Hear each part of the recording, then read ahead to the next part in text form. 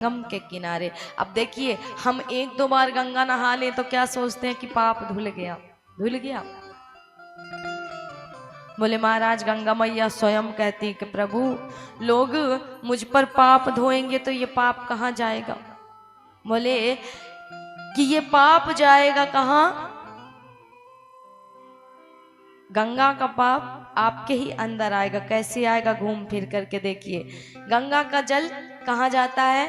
बोले वाष्प बन करके ऊपर जाता है आकाश में।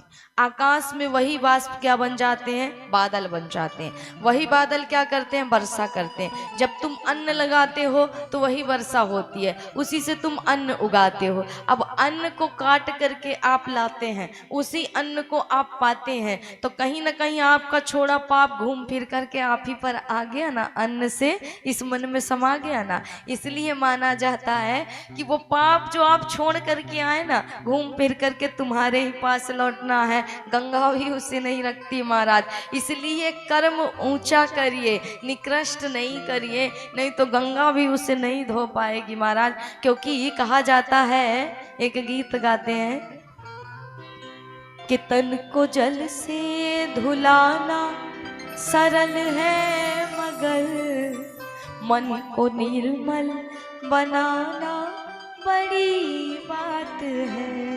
तन को जल से धुलाना सरल है, मगर मन को निर्मल बनाना बड़ी बात है। तो तन को आप जल से धुला सकते हैं, लेकिन तन पाप नहीं करता। पाप कौन करता है? मन करता है। बुरे विचार कहाँ आते हैं? मन में आते हैं, और बुरे विचार ही सबसे बड़े पाप के दोषी, पाप के कारण होते हैं। इसलिए तन को तो गंगा धो डालेगी, लेकिन मन को नहीं धो सकती है। तो मन ही ईश्वर तक पहुंचाते, मन ही मंदिर तक लेकर के जाते। इसलिए आपने एक बार स्नान किया, दो बार स्नान किया, कुंभ गए हो, कुंभ स्नान करके आए, बोले मारा मारी मच गई लोगों की। बोले महाराज, सबरे पाप ले जा करके गंगा में धो आए, लेकिन ये नहीं सोचा कि जिस मारा मारी में करके तुम आए हो, वो पाप और उल्टे ले करके आ गए हो। क्या जाने कितनों के प्राण गए, और उस पाप को ले करके हम उल्टे चले आए। इसलिए मन की निर्मलता, मन की शुद्धता घर में भी हो सकती है। बुरे विचार जहाँ चले जाएं, आपके व्यवहार जहाँ बदल जाएं, वही तो पवित्रता है, वही तो शुद्धता है महाराज। इसलिए मन निर्मल बनाइए, मन ईश्वर से मिलाएगा। उस गंगा में मारा मारी करके आप नहा कर क्या सोचा? पाप धुल गया।